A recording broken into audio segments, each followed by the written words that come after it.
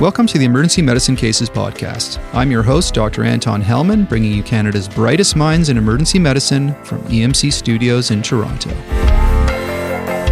EM Cases is part of SREMI, Schwartz-Reisman Emergency Medicine Institute, the nonprofit organization dedicated to improving EM care through research and education. The opinions expressed on this podcast are intended for information and education purposes only and should not be used to diagnose, treat, or prevent any medical condition, nor should they be used as a substitute for medical advice from a qualified practicing physician.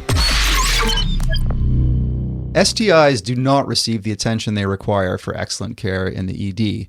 There are 20 million STIs identified each year in the United States alone. But this, I didn't know until recently, only 30% of patients are symptomatic. So that means what? That there's more than 60 million people in the US alone with STIs every year. So if you've ever had sex, there's not an insignificant chance you've had an STI, even if you've always used some kind of protection. It's no surprise then that there's an under-recognition of STIs in the ED. The question is, which STIs do we need to assess for and treat in the ED to improve outcomes?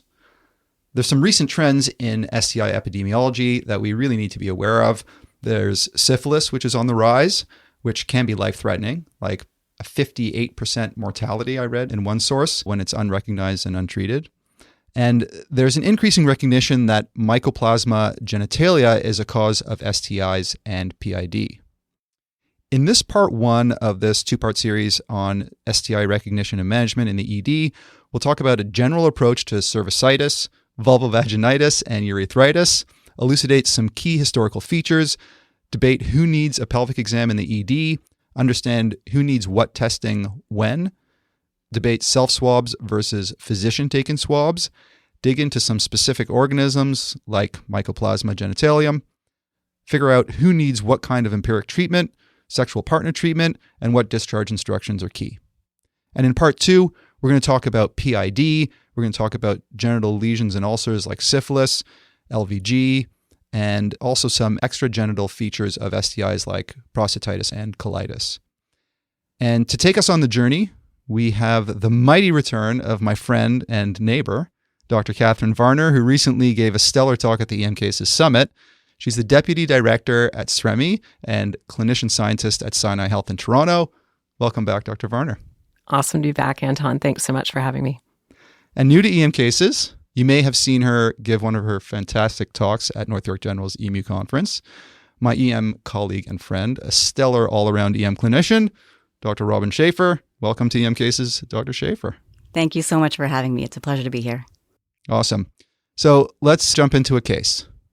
So a 25-year-old, otherwise healthy female comes in with the chief complaint of foul-smelling discharge for 3 days. She has mild lower abdominal discomfort and dyspareunia. There's no fever, no urinary symptoms except maybe some slight dysuria. Otherwise, she's feeling pretty well. She has 2 sexual partners, one new that she had sex with a few days ago without protection. She is taking an oral contraceptive and is on no other medications. She says she's never been diagnosed with an STI before and has never had any gynecologic issues otherwise. So let's start with the question of why ED providers should care about STIs in the first place. And I touched on this a little bit in the introduction, that things like syphilis are on the rise, and when they're unrecognized and untreated, there's a high mortality rate. So that's one reason to care. But there's some docs who think that screening and even diagnosis of STIs should be relegated to primary care and not the emergency department. There's others who believe that the ED is the perfect place for screening for STIs and minimizing the burden of STIs in the community. So, Dr. Varner, what's your take on the emergency medicine community's responsibility for screening for, diagnosing, and treating STIs? I think this is part of our wheelhouse. These patients are coming to our emergency department with symptoms. At times they are presenting specifically for screening if they've had a high-risk encounter. And I think that knowing how to counsel these patients, how to do proper physical exam on these patients, and how to screen and test is part of the role of an emergency physician. This is a really important conversation to have at this time, and it's in part because we've seen a rise, despite the pandemic, we've seen a rise in chlamydia, gonorrhea, And I think most importantly, syphilis. And knowing that roughly 1 in 6 STIs will be diagnosed in an emergency department. And this is data that's out of the United States, and I suspect it's even higher in Canada. And so being familiar with some of the changes that are taking place in the both diagnosis and management of STIs is part of our role, I think, right now. Dr. Schaefer, your take on why we should care about STIs in the ED, or what our role is really with screening, diagnosis? I think in the ED, we really are in the situation where we have to care and treat for anyone who walks through our door. And knowing that many of those patients may not have access to primary care, this may be the one opportunity we have to potentially diagnose, treat, screen, and counsel our patients. So this may be the one time in this patient's disease trajectory where we can make a difference and they may not seek care elsewhere. So it's really within our wheelhouse to be able to care for whoever comes to us for help. I want to talk about sort of a general approach to cervicitis and vulvovaginitis. We're going to lump together cervicitis and vulvovaginitis for the purpose of this discussion, but just a bit of background first. These entities are everywhere because, like I mentioned at the top of the podcast, they can be symptomatic or asymptomatic. And amazingly, as many as 83% of cervicitis cases are of unknown etiology. So no pathogen is identified, and the cause often remains undetermined despite thorough investigation, and that's why counseling patients is so important. When we do identify a cause, then vulvovaginitis is most often caused by Candida, bacterial vaginosis, BV, and or trichomoniasis. Cervicitis can also be caused by BV or trichomoniasis, but the common causes are chlamydia, gonorrhea, and Mycoplasma Genitalium. In the ED, it's usually impossible to know what organism is causing the patient's symptoms, since clinical exam is inaccurate in this respect. So we need to have a reasonable approach. Let's talk about history first. So Dr. Varner, in our 25-year-old female with vaginal discharge, what are some of the key things on history we should be careful to cover, and why are those things important to elicit in the history? So for this patient, they're coming in with a very specific complaint. They're having vaginal discharge, and that's really where I start. So I want to hear from the patient when this vaginal discharge started. What does it smell like? Does it smell different? What is the color? And what is the relationship with their menstrual cycle? And then when I go further with a sexual history, for this patient, the main question I have is, are you sexually active or not? And have you ever been sexually active?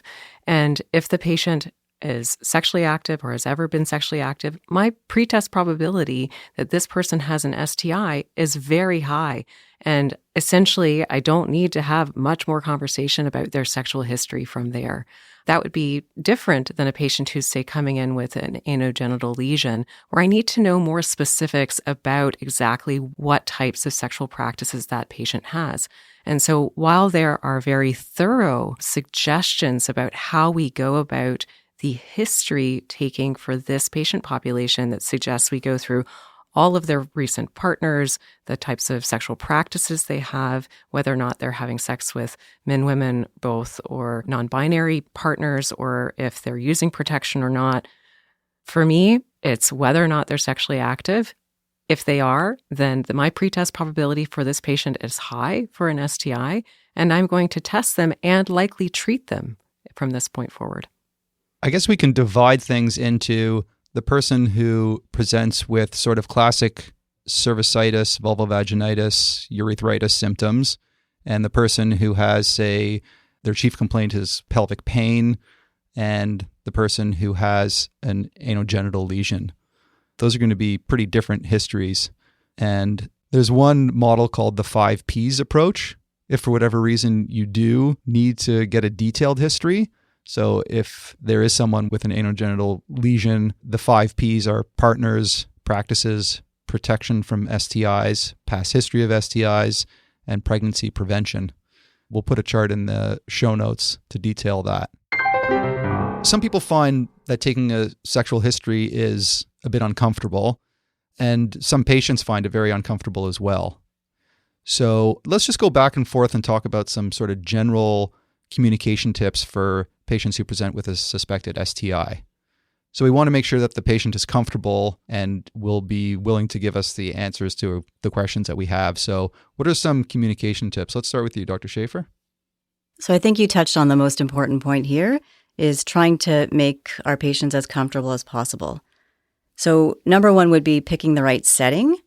Now, it's obviously really difficult in the emergency department to find a private area in which to speak with our patients and certainly to examine them. But it's really important. I always try to find a room with a door that closes.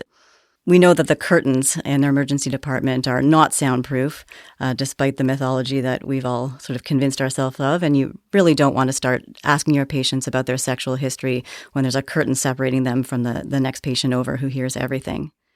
I think the main principle is respect for our patients and communicating that respect, having a non-judgmental attitude. Basically, our patients need to understand that they can trust us. Otherwise, they might not be forthcoming with their history. They might not buy into the recommendations that we have for management.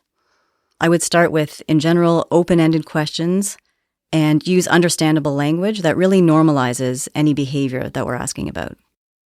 I often will tell patients why I'm asking the questions that I'm asking, just such that they don't feel judged, and that it gives some context to why it's important for me to know a bit more detail about what is a very personal history for them.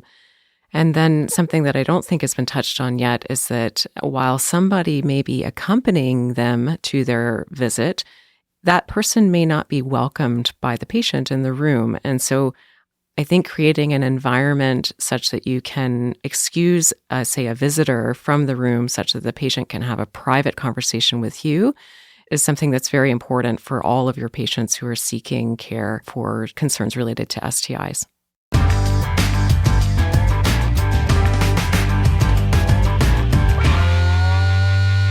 I want to move on to the physical exam. And the big question always comes up, who needs a pelvic exam? So there's this sort of age-old controversy when it comes to which patients require a pelvic exam in the emergency department. On the one extreme, there's some docs who believe that a pelvic exam is almost never required in the ED, with a tiny number of exceptions, like a retained foreign body, for example. And then on the other extreme, that every female with any unexplained symptoms below the umbilicus should have a pelvic exam done. Dr. Varner, what's your take on who needs a pelvic exam in the emergency department and why? Oh boy, Anton, I feel like I'm about to go on a rant. And the reason is I feel like there has been a lot of utilization of the evidence in the wrong way. So you will often hear people say, oh, there's been this randomized trial that showed that doing a pelvic exam in the emergency department does not change your management. And if you look at those trials, they were done in ways that are not generalizable to the patients in our emergency departments. And in particular, this patient, they were done in settings where they were looking at the diagnostic accuracy for an adnexal mass. And I completely agree. I never use a pelvic exam to diagnose a patient with an adnexal mass or characterize it. These studies were also done in pregnancy about whether or not patients with first trimester bleeding need a pelvic exam in the emergency department. And again, this is not the patient population in whom these trial results should be applied. And so we don't have good data to say whether or not we should be doing pelvic exams in the emergency department. And so I think that we need to go based on expert consensus. And expert consensus says that to make the diagnosis of, say, conditions like PID, we need to be doing pelvic exams in these patients, which can also facilitate testing to determine which microorganisms we're treating. I think that one of the reasons why a pelvic exam is important is because there's things like genital ulcers that a patient might not know about that you'll only find on the pelvic exam. And that will certainly change your management if you find an ulcer there as opposed to general cervicitis, for example. All right, so we've talked a little bit about what kind of history taking you want to do for the different kinds of patients who you suspect might have an STI. We've talked about the importance of a pelvic exam. I want to talk about testing now and who needs testing. So there's all kinds of testing for STIs. There's urine testing, there's cervical swabs, there's vaginal swabs, there's blood work, there's the nucleic acid amplification testing, or NAT. So even within the swabs and the urine testing, there's all different kinds of tests you can do. It does get a little bit confusing. We'll get into the details of all of those in a minute, but Let's start with who needs testing in general. Dr. Schaefer, who needs one or more of these tests in what kind of situations when it comes to STIs? If a patient has signs or symptoms that are consistent with a possible STI, that's definitely a situation where we would want to undergo specific testing, be it, dysuria, rashes, abnormal lesions, rectal pain, or even pharyngitis. If the patient just outright requests STI testing or screening, I think it's reasonable to offer that to them. There is data to show that practitioners are really not that effective at predicting who does or does not have an STI. So quite a significant percentage of test-negative patients were treated empirically, whereas another quite a significant percentage of patients who tested positive for STIs were not actually given empiric treatment. So we're not very good at estimating who does or does not have an infection. So in cases where it's potentially a possibility based on the patient's symptoms or complaints, it's reasonable to test. All right. So, while in some patients we might have a very high pretest probability, there is a large percentage of patients where they have very few symptoms, even asymptomatic. And so we have to be liberal with our testing. Unlike other screening programs or screening patients who may have either minimal symptoms or asymptomatic, the risks of testing here are so low. And we know that as a healthcare community, we are missing, in some ways, the vast majority of STIs that are in our community, certainly. So if it's crossing your mind, if you're pondering whether or not you should be testing this patient in the emergency department, then you probably should, provided that you in your group have a way to contact patients once the test results are available. Absolutely. And of course, if a patient's pregnant, that's almost a no-brainer because those patients all need to be tested. In terms of deciding when to test and who to test, there's talk about risk factors for STIs. How important are eliciting risk factors for STIs in the emergency department when we're trying to decide who to test and who not to test? I think, as Dr. Varner mentioned, the most important risk factor is whether our patient is sexually active or has recently been sexually active. I don't think we, in most cases, need to get into the finer details of what their sexual practices are and how many partners they have, unless, again, as she mentioned, there are specific situations like anogenital lesions, and we need to find out if that patient practices receptive anal intercourse, which might put them at risk for specific STIs. Okay, fair enough. Yeah, so I think it's similar discussion we had with the history taking, that really it just comes down to having a low threshold to think about STIs, to ask about STIs, and to test for STIs.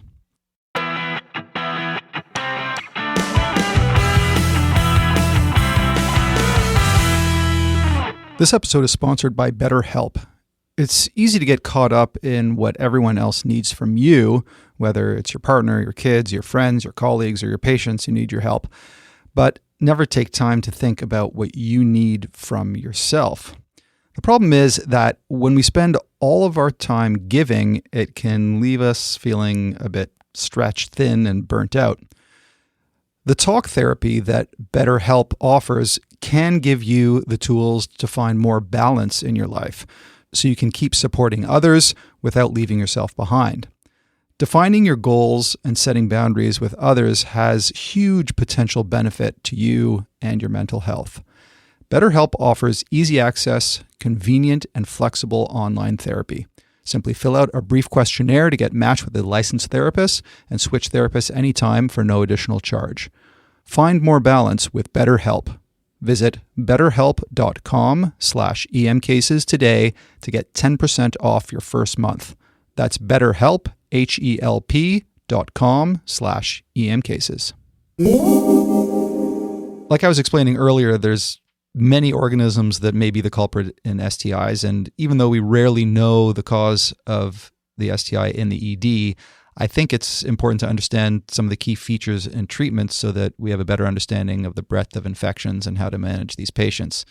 So what I'd like to do now is give each of you a turn quickly to tell me the most important things we need to know about each bug that causes vulvovaginitis, cervicitis, and urethritis.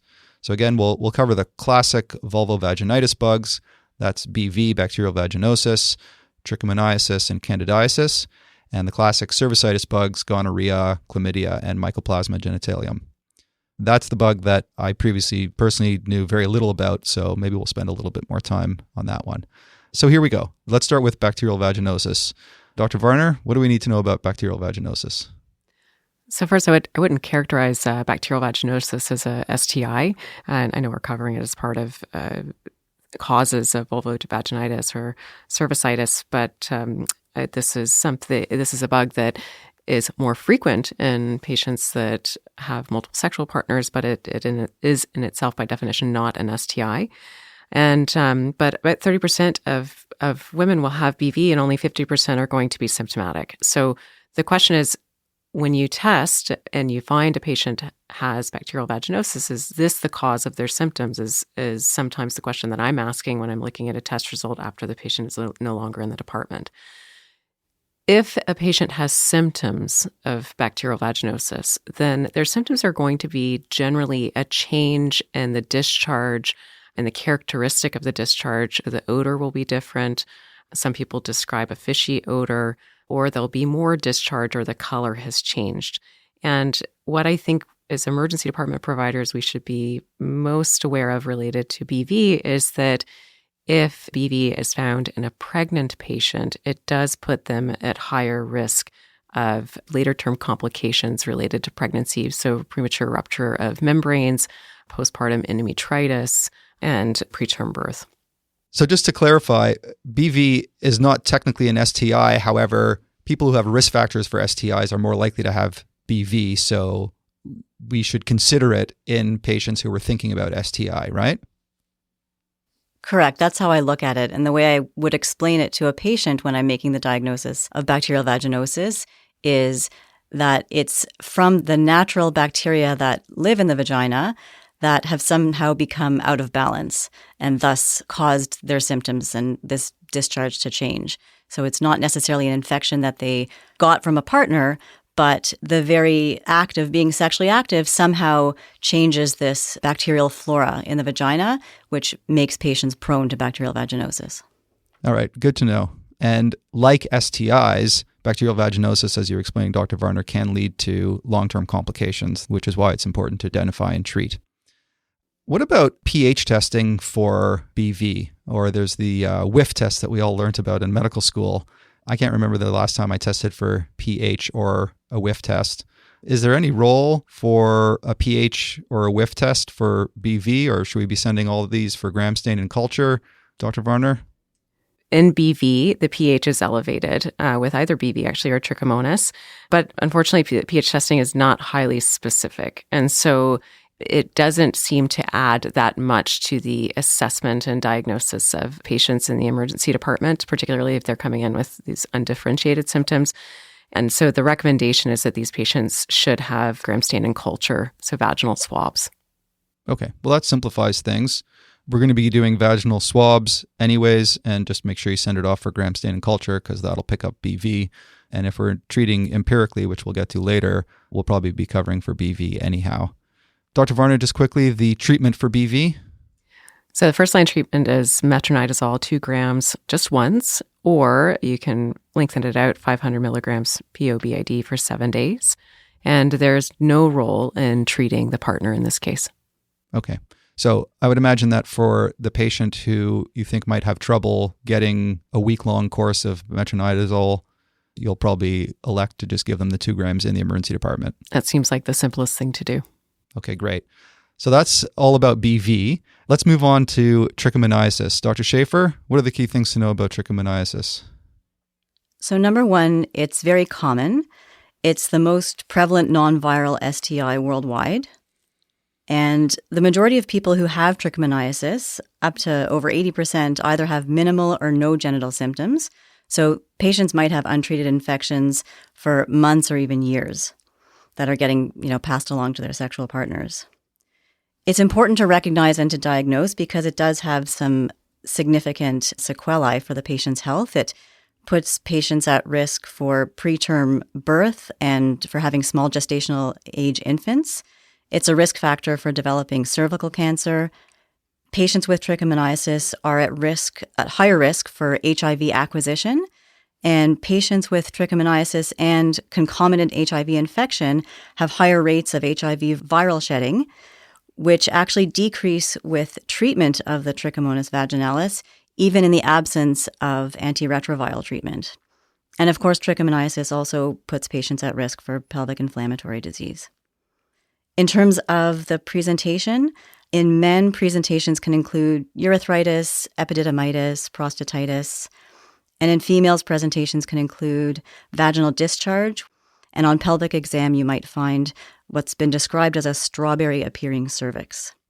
In terms of diagnosis, the best test is the NAT, nucleic acid amplification test, or more commonly referred to as a PCR test. All right. So with trichomoniasis, it's like a lot of these other STIs. Lots of people can be asymptomatic. If you don't identify and treat it, it can lead to all kinds of long-term complications. And again, the best test is a NAT or PCR, a swab, or urine. And then in terms of the treatment for trichomoniasis, is it the same as BV? Yeah, it's pretty handy. It's the same treatment as for bacterial vaginosis. So first-line treatment would be metronidazole 2 grams PO as a one-time dose, or the 500 milligrams BID for 7 days. There is some thought that for trichomoniasis, the 7-day treatment may be a little bit more effective. But as we said, in patients who can't access the 7-day course, who might not be reliable for continuing their treatment, who can't get access to the medication, the one-time dose might be more appropriate. This is a situation where we do recommend retesting 1 to 3 months later, and it is recommended to treat sexual partners of patients with this infection. Okay, so far with BV, it's not really an STI, and it can lead to all kinds of long-term complications. Treat with metronidazole, 2 grams once, or 500 milligrams BID for 7 days. The treatment is the same with trichomoniasis, except that trichomoniasis is an STI, can also lead to all sorts of long-term complications. And with trichomoniasis, we want to be sure that they get follow-up and retesting. All right, let's move on to candidiasis then. Dr. Varner, key things to know about candidiasis? So one of the characteristic symptoms of candidiasis is pruritus. Doing a vaginal exam, you'll see the characteristic vaginal discharge, which looks sort of curdy in appearance. People describe it almost like a cottage cheesy appearance. And some patients will have more severe symptoms, including dysuria or dyspareunia. And the treatments are fairly simple. You can take 1 dose of fluconazole PO, or if patients prefer, can do vaginal suppositories that are either pills or medication that's like a foam type suppository of clotrimazole. I think it's an important principle to understand that we were saying before, it's very difficult to know exactly what the cause of the cervicitis or vulvovaginitis is. And that while candidiasis, for example, has the typical appearance of that cottage cheese-like discharge, that we have to be careful not to assume that it's candidiasis and that we still need to test and think about the other STIs. Oh, I completely agree with that. I have seen on several occasions where patients have both candidiasis and an additional STI that needs treatment. So I guess the classic bias of premature closure applies to candidiasis, that if you have someone with classic candidiasis, you still need to search for other STIs for sure. I think that applies for all of the STIs. Having one STI is really a biomarker for other STIs because they're transmitted the same way. So we really need to be open to testing for a variety of STIs. Okay, so far we've covered the 3 common causes of vulvovaginitis. That's BV, trichomoniasis, and candidiasis, which have slight differences that are important to know. Let's move on to the common causes of cervicitis and urethritis. That's gonorrhea, chlamydia, and Mycoplasma Genitalium. And again, we'll just go back and forth with some quick pearls on each one. So, Dr. Schaefer, gonorrhea. So gonorrhea is the most common cause of urethritis. About 30% of males with urethritis have gonorrhea. The rates of infection with gonorrhea are increasing in Canada, and now it's most prevalent among adolescents and young adults. In terms of the clinical presentation, in men, usually they present with urethral symptoms, often with a frankly purulent urethral discharge, and dysuria. And that usually causes them to seek treatment before they develop any more serious sequelae, but not often before they've passed it on to sexual partners. In women, often the infection can be asymptomatic until they get complications like PID, which, as we're going to talk about, has some more significant potential consequences health-wise. Some patients can carry asymptomatic infections, specifically in the pharynx, and that may contribute to ongoing community transmission. All right, so that's a great little background for gonorrhea. My understanding is that gonorrhea is one of the most drug-resistant bacterial diseases in the world, and recent treatment guidelines have changed because of this. Can you just update us on the latest for the treatment of gonorrhea? Sure. So there are some differences depending on which set of guidelines you follow. In general, they all recommend treating with a third-generation cephalosporin, plus or minus considering dual treatment with something like azithromycin or doxycycline. So in terms of the cephalosporin, the Centers for Disease Control recommend ceftriaxone 500 milligrams intramuscularly, which is an increase from their previous dose of 250 milligrams, again, to try to address the issue of increasing drug resistance. If our patients are of larger body habitus, greater than 150 kilograms, then we should increase our dose of ceftriaxone further to 1 gram. And whereas the CDC used to endorse dual treatment of gonorrhea with the addition of azithromycin, concerns about harming the microbiome have led to striking that recommendation. So they recommend just treatment with the ceftriaxone, whereas the Canadian guidelines still recommend dual treatment. So Health Canada recommends azithromycin 1 gram PO as a one-time dose, or doxycycline 100 milligrams BID for 7 days. So it's really hard to keep up with how quickly all of this is changing. And so how I keep up with it is I have 2 apps on my phone. One is from the CDC, which has all of the complete and maintained guidelines for treatment for STIs. So it's the CDC STI app. And then PHAC also has an STI treatment guide that is available as an application on your phone. And so particularly for multi-drug resistant gonorrhea on the rise, when I have a patient whom I'm treating, I pull out my app and figure out which one I use. Perfect. Very easy. Practical tip there. Excellent. So that's a bit about gonorrhea. Let's move on to chlamydia. Dr. Varner, what do we need to know about chlamydia? I tell my young patients, so anyone between the ages of 19 and 25, that chlamydia is everywhere.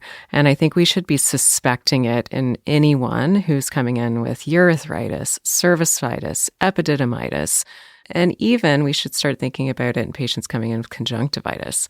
And for patients who have symptoms of cervicitis or urethritis, these are patients whom we're treating before waiting for their test results. And the first-line treatment for chlamydia, now when we know the diagnosis, is doxycycline 100 milligrams PO/BID for 7 days. And we know that there are fewer treatment failures using doxycycline than for azithromycin, which has been our historic medication that we use to treat chlamydia. But if we have a patient who has confirmed chlamydia, the guidance now is doxycycline 100 milligrams PO/BID for 7 days. Okay. And then empiric treatment, which we'll get to later, I'm assuming if you don't know if it's GC or chlamydia, at least for those 2 bugs, you're giving ceftriaxone, probably at least 500 IM or IV, plus doxycycline 100 PO/BID for 7 days, yeah? That's correct. All right. And Dr. Varner, Mycoplasma Genitalium, and I have to admit, it hasn't really been on my radar until I started preparing for this podcast. Why is Mycoplasma Genitalium important to know about? And just tell us a little bit about what we need to know about it and why for the emergency department. Well, it is such a sneaky bug. And it's in those patients, and I'm sure you've seen them before, where you were 100% convinced that their urethritis was caused by gonorrhea or chlamydia, and then you went back to their chart a few days later and both of them were negative. You may have missed Mycoplasma Genitalium. It is a cause of patients who have urethritis and are culture negative for gonorrhea or chlamydia. And they say it can be up to as high as 20% of the time. And so it's something that we're learning, I think, more about. but it has also been associated with cervicitis, PID, preterm delivery in pregnant patients, spontaneous abortion, and even infertility. So it's something that we should be keeping in mind. It should be considered in patients in whom you have treatment refractory urethritis or cervicitis, or patients who have, say, recurrent PID symptoms. Okay, excellent. So we need to think about this bug for patients who aren't getting better with the usual treatments for GC or chlamydia, or if they're GC chlamydia negative and they're still having symptoms, if they're having persistent urethritis, because like GC and chlamydia, the Mycoplasma Genitalium can lead to PID, it can lead to infertility, and all kinds of chronic problems. So do we need to be testing for Mycoplasma Genitalium routinely when we see a patient with STI symptoms, or when should we be testing for it? I would specifically test for it in exactly the patient that we just described, a patient that has had recurrent or persistent symptoms of urethritis, cervicitis, or pelvic inflammatory disease, especially if they've already recently been treated for gonorrhea, chlamydia, or if they have a negative test for gonorrhea and chlamydia. In those patients, I'd be starting to suspect Mycoplasma Genitalium as the etiology of their condition, and I'd want to test them specifically. Okay, and what test would you be sending for? So there is an approved PCR or NAAT test for Mycoplasma Genitalium. Culture is also a possibility, but apparently cultures take something like 6 months to come back. So in cases where you're worried about resistance, you could also send off a culture, but knowing that the result of that culture won't come back for a very long time. So you'll want to send off a PCR test for sure. And then if you do get a test that comes back positive for Mycoplasma Genitalium, what's the treatment for it, Dr. Varner? So for a macrolide-sensitive organism, it's doxycycline 100 milligrams POBID for 7 days, followed by a day of azithromycin 1 gram orally for 1 dose, and then 500 milligrams orally for 1 dose for 3 additional days. Now, if it's macrolide resistant, then it's exchanging the azithromycin for moxifloxacin, 400 milligrams orally once daily for 7 days, in addition to the doxycycline 100 milligrams POBID for 7 days. So you can see how the treatment is different than chlamydia and why these patients would get recurrent symptoms if they were just treated with chlamydia or gonorrhea in mind. Okay, so practically speaking, we just have to be aware that Mycoplasma Genitalium does require a different treatment, and that we need to be thinking about it in patients with recurrent symptoms who aren't getting better. We should test for it, and then if we do get the test back, we should look up the treatment, which is a little bit complicated, but involves doxy plus azithro or doxy plus moxifloxacin. Just a reminder that access to purchasing your own streaming package of all the talks, panel discussions, rants, and procedural videos from EM Cases Summit 2023 and 2021 is closing on May 31st. So if you haven't already had your mind blown by the amazing library of talks from the biggest independent virtual EM conference in the world already, now's your chance. Get your streaming package through emcasessummit.com. So that's not the main EM Cases website. That's emcasessummit.com. You can claim your full main Pro CME points there, and you'll be helping support us so that we can continue to give you all the EM Cases free open access stuff like this podcast, the show notes, the quiz vault, the email blast, etc. So please head on over to emcasessummit.com for your streaming package. One somewhat controversial question is whether docs need to perform cervical swabs or if patient-performed swabs, or what they call self-swabs, are adequate. On the one hand, as we were discussing before, these patients should get a pelvic exam. So if you're doing the pelvic exam, why not just do the swabs at the same time? On the other hand, patients may be more comfortable doing the swabs themselves, and I understand that the evidence for self-swabs is actually very good compared to a physician-done swab. Dr. Varner, first, what's the evidence for self-swabs, and are self-swabs an option that we should consider in the ED?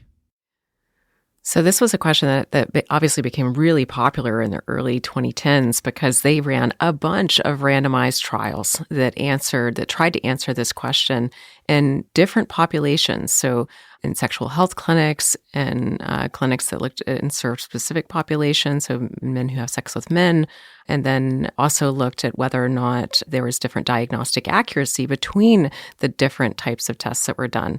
And so all of that hard work took place in the early 2010s, and they quite conclusively determined that patients are very capable at doing their own self-swabs. They're comfortable at doing their swabs, and the diagnostic accuracy is no different. And so it seems to be that we have quite a definitive answer that patients can do their own swabs, and we can be reassured that those test results are just as good as if the physician does the swabs themselves. All right. I want to kind of put all this lab testing together for vulvovaginitis, cervicitis, urethritis, because it's pretty confusing still. I find, whether you need to do urine tests, swabs, both. Are you ordering cultures? Are you ordering PCR or not?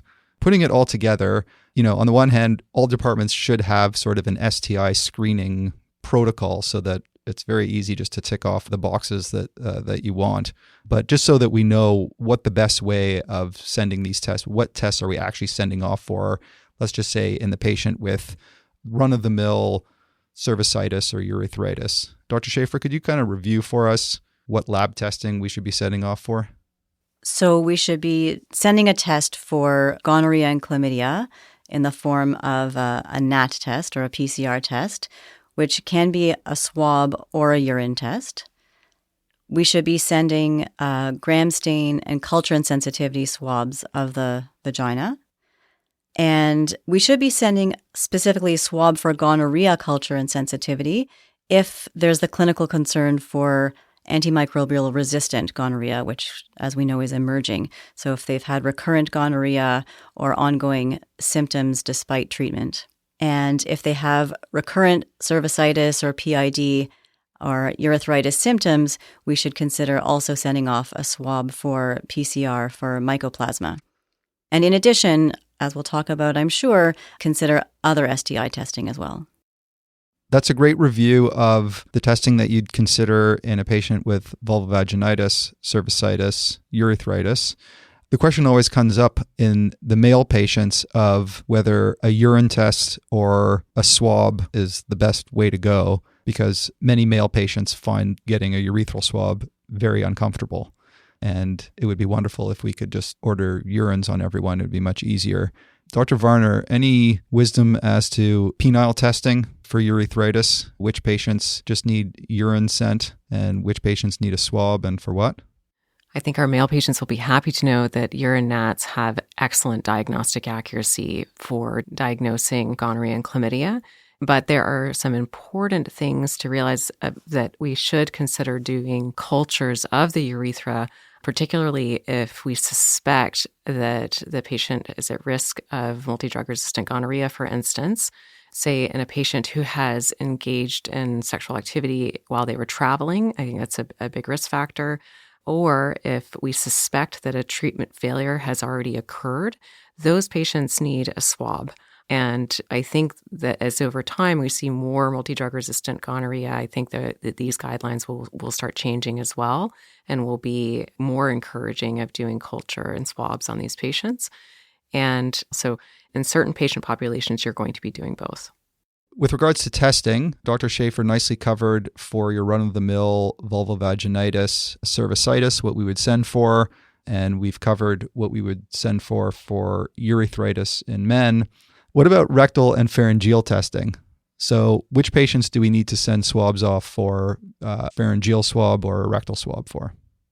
So certainly in patients who have signs or symptoms of rectal or pharyngeal infection, those patients should have rectal and pharyngeal NAT testing. And then there are going to be other populations that you might consider doing this testing in. So men who have sex with men, those who engage in sex work or in regular sexual contact with someone who engages in sex work, or a sexual contact of someone who has been confirmed as having gonorrhea and or chlamydia. Okay, so this is where the more specific questions about the sexual history come in, are when we're talking about rectal and pharyngeal symptoms that may be associated with an STI. Exactly. So that's a little bit about all the different common STI bugs and their treatments and what tests we should be sending off for. I want to talk a little bit more about empiric treatment and when we should treat empirically. So the problem is this. If we have a very, very low threshold to treat empirically, then theoretically, at least, that would lead to worsening multi-drug resistant gonorrhea, for example. On the other hand, if we don't have a low threshold to treat empirically, then we could be missing a lot of these STIs, which can lead to long-term complications, PID, infertility, etc. So this is not an easy question to ask. Dr. Varner, what's your threshold for treating STIs empirically in the emergency department? So I think you have to look at the patient that's sitting in front of you to determine whether or not you need to treat empirically, but also remembering that the patients presenting to the emergency department with new vaginal discharge or urethritis type symptoms, those patients have a high risk of having an STI. So upwards of a third of those patients will test positive for chlamydia or gonorrhea. And so my index of suspicion that this patient has an STI, or my pretest probability, is already very high.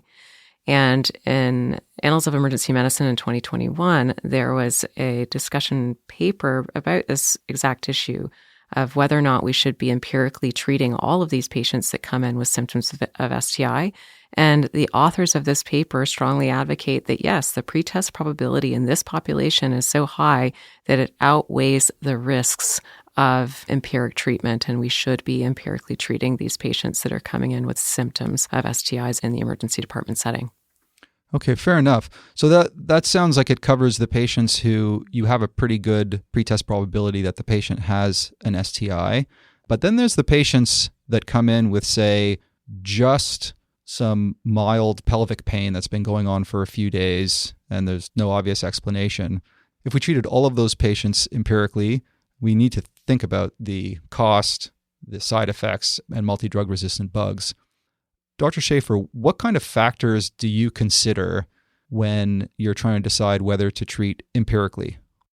So there are some patient-related factors that would make me more inclined to treat empirically. Certainly, if they have more significant symptoms, if I'm worried about a more significant clinical presentation, more severe presentation, I may be inclined to empirically treat.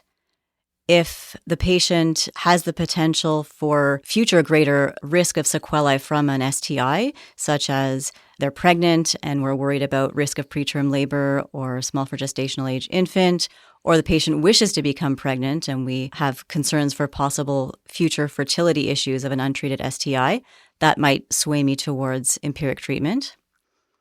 As opposed to, let's say, if it's an older patient who doesn't have future fertility concerns or, is not pregnant, it may be reasonable, rather than empirically treating, to wait for results of testing. I think considering the patient's access to follow-up and the likelihood of them going for clinical follow-up is really important. So if this is a patient that doesn't have a primary care physician or is not likely to follow up for this particular complaint, it may be more practical and more helpful just to empirically treat them for an STI if there is plausible reason to suspect it. And as with everything we do in medicine, it really does come down to shared decision-making with our patients.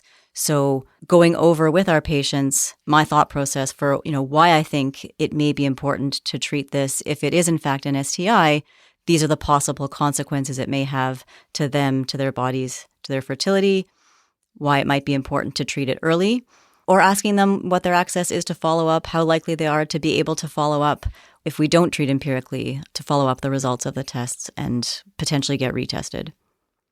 Okay, fantastic. So we want to think about the severity of the clinical condition. We want to think about the probability of an infection in the first place. We want to think about the risk factors, think about their access to follow-up, their age, their potential to be pregnant, if they are pregnant. These are all factors that we need to consider. Unfortunately, there's no D-dimer for treating empirically for STIs in the emergency department. Come practice family medicine in rural Alberta and receive incentives of up to $120,000. Enjoy lower house prices and abundant outdoor experiences. It's called the Reside Program. If you're a family physician who has been in practice for 5 years or less, see if you qualify for the Reside Program. Go to rpap.ca/reside. That's rhpap.ca/RESIDE. That's rhpap.ca/reside. Dr. Schaefer, you had touched on what other screening tests to do for the patient who you've diagnosed with cervicitis or vulvovaginitis or urethritis. I want to talk a little bit about that some more. As we mentioned, syphilis is on the rise. There's HIV, there's hepatitis, there's all kinds of other testing that these patients may need. If you have confirmed the diagnosis of an STI in the emergency department, let's say clinically, what other tests should you consider getting in the emergency department? What other tests should you consider just telling the patient to follow up with their primary care physician to get? So that's an important question. Obviously, we have to recognize that all the different STIs share the same mode of acquisition or transmission. If a sexually active patient has one STI, they're at risk for other ones. So I think for any patient with a confirmed or presumptive diagnosis of an STI, they should be tested for HIV, syphilis, and hepatitis, in addition to gonorrhea, chlamydia, and other organisms that you're specifically thinking of. But in terms of whether that testing should occur in the emergency department versus some other outpatient setting, really comes down to how well your emergency department is set up for follow-up of these tests, how easily the patient can access other testing as an outpatient with their family doctor or with a sexual health clinic. So that will really depend on where you work and depend on the patient themselves and their situation. So that's going to come into your discharge instructions if you do decide to have the patient tested in an outpatient setting for those things. What other things on your discharge are you counseling patients about? So one of the main questions our patients have is, what do I tell my partner? And providing them specific guidance about how to have a conversation with their partner is really important and I think appreciated by patients. So the first is specifically, how should they engage with sexual contact with their partner going forward? And we should be telling them to abstain from sexual intercourse for the duration of the 7-day treatment with doxycycline, or if it's a 1-day treatment, a single dose therapy, then they still need to abstain from intercourse for 7 days and until symptoms have resolved. And all of the sexual partners whom the patient has had contact within 60 days of also need to be treated. And we can talk a little bit more about, how those partners should get treated depending on what we're treating. But the patient partners also need to be contacted if they had sexual intercourse within 60 days of symptom onset or the positive test result. All right. Yeah, I do want to talk a little bit more about treating the partners. I understand that in some jurisdictions, there's support for testing partners, and that from a privacy standpoint, that there's really no issues. Whereas in other jurisdictions, there's some privacy issues and you don't have support for treating the partners directly, so it's a little bit trickier. So wherever you work, you need to find out what your policies are around treating partners. In our setting, in Ontario, or maybe you could talk about Canada in general, what is our responsibility? What are the privacy issues? What's the process in terms of treating sexual partners of patients with STIs? So I can give you the example of what Toronto Public Health provides, and even they acknowledge that this is a changing space, but it's called expedited partner therapy, and it's in hopes to treat partners in a very low barrier way. And the lowest barrier way is to hand the patient in front of you a prescription for the partner to be treated. And their guidance for what's called this expedited partner therapy is only recommended for chlamydia. And so in patients whom you have diagnosed chlamydia, the guidance in Toronto says that you as the provider can treat the partner without seeing them as a patient, and you can hand the patient a prescription for the treatment of chlamydia. They do not advise this for the treatment of gonorrhea. And it's because of our concern about multi-drug resistance. And technically, STIs are all reportable conditions. Now, the reality is reporting every case of chlamydia is impractical. However, this is a very different conversation than if you diagnose someone with syphilis or HIV in your emergency department. And engaging your public health early in those diagnoses is really helpful and important. Okay, so there's a lot of things we need to think about when we're discharging these patients, what kind of additional testing they might need if it's not done in the emergency department. We have to think about treating their partner and giving them a prescription for their partner, if that's something that's allowed in your jurisdiction. We need to counsel them about safe sex and the 7 days of abstinence, as well as understanding that all sexual partners within 60 days of the most recent should be referred for evaluation, even if they're asymptomatic. The other responsibility we have is to report things like syphilis and HIV to public health. Again, that might change depending on what jurisdiction you're in, and you should find out what is reportable and what's not. So what I wish for our place and for every place in North America is that there is a very easy checklist in your EMR to go through for discharging patients with STI, because these things are sometimes easy to forget in a busy emergency shift. All right, well, that brings us near the end of part 1 of our 2-part series on STIs. Hope you learned a little something about cervicitis, vulvovaginitis, urethritis, the general approach to these things, some key concepts in the history, tips on communication, who needs a pelvic exam, a little bit about testing, what we really need to know about the specific organisms, including Mycoplasma Genitalium, the empiric treatment, and the importance of good discharge instructions and partner treatment. In part 2, we're going to talk about the sometimes elusive pelvic inflammatory disease, PID. We're going to fly through various genital lesions like ulcers and such that we should be able to identify in the ED, which, if we do identify, can sometimes be life-saving. And then talk about STI manifestations outside the genitals like proctitis, colitis, and finally drive it home with some of the key take-home pearls and pitfalls from both parts 1 and 2. So thank you so much, Dr. Schaefer and Dr. Varner, for your insights into the wonderful world of STIs. We'll see you in part 2. Thanks so much, Anton. Thank you. It's been a pleasure.